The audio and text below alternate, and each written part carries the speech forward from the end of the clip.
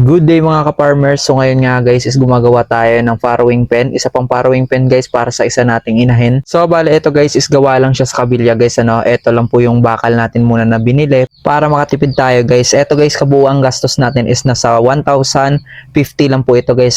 Sobrang layo ng diferensya kapag GI pipe yung ginamit natin guys. Ito guys is kabilya lang po guys, yung size niya is nasa 12mm. Sa mga nag-comment and then sa mga nag-message sa akin guys about doon sa unang farrowing pen na ginawa natin guys, ayan, ito guys is same lang po sila ng sukat and then gagawa po ako ng video after nito guys. Hindi pa tayo nakagawa guys ng video about sa sukat ng farrowing pen kasi nga guys sobrang busy din natin dito.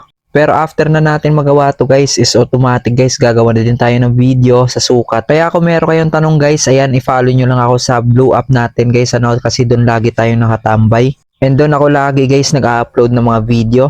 And then pati yung ibang vlog natin guys andun po natin ina-upload. Kaya sa mga hindi pa naka-follow guys, eto lang po yung account natin. Pa-follow din po ako sa account natin dyan guys. Marami pong salamat. So bali bukas ulit guys, gagawin ulit natin to. Hindi natin natapos to ngayong araw yung farrowing pen natin. Mag-upload ulit ako dito guys pag nakakabit na natin kung ano po yung itsura at kung ano po yung kinalabasan niya. Kaya saka po ako magbababoy dyan. Happy farming sa inyong lahat and then God bless sa inyo.